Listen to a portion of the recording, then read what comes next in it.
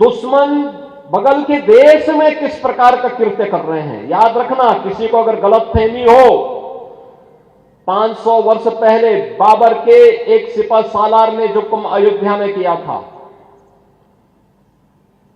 जो काम संभल में किया था,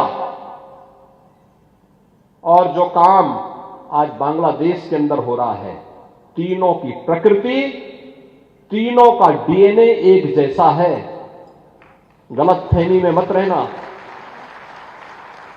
अगर कोई ये मानता है कि वो बांग्लादेश में हो रहा है, तो यहां भी बांटने वाले तत्व उनके लिए बेट बन करके खड़े हो रखे हैं, पहले से खड़े हैं। वे समाज के सामाजिक ताने बाने को छिन्न भिन्न कर रहे हैं, सामाजिक एकता को तोड़ करके, आपको बांट करके फिर काटने का और कटवाने का पूरा इंतजाम भी कर रहे हैं। ये बांटने वाले लोग, बहुत सारे लोग तो ऐसे हैं जिन्होंने दुनिया के तमाम देशों में प्रॉपर्टी खरीद करके रखी हुई है।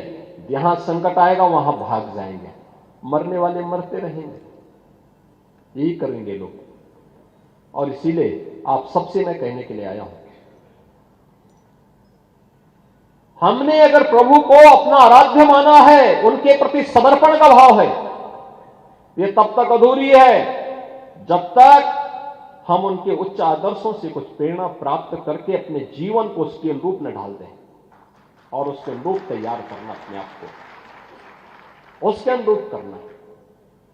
रामायण का तो एक एक दृश्य अत्यंत प्रेरणादायी है,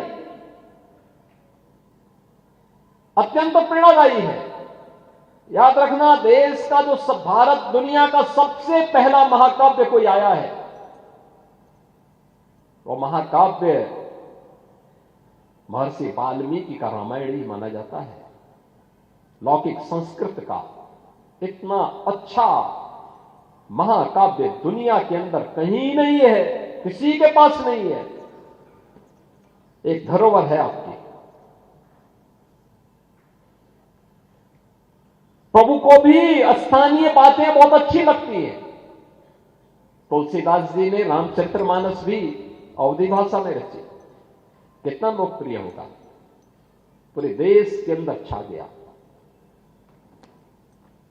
यानी ये धर्म के दोनों हेतु को, सांसारिक उत्कर्ष का भी और निष्क्रियस्य की पथ का भी अनुसरण करने की एक नई प्रेरणा प्रदान कर देता। एक साथ ये दोनों हमारे पावन ग्रंथ हम सबको एक नई प्रेरणा प्रदान कर रहे हैं। न्यूज नेशन अब व्हाट्सएप पर खबरों के ताजा अपडेट के लिए न्यूज नेशन के इस क्यूआर कोड को स्कैन करें।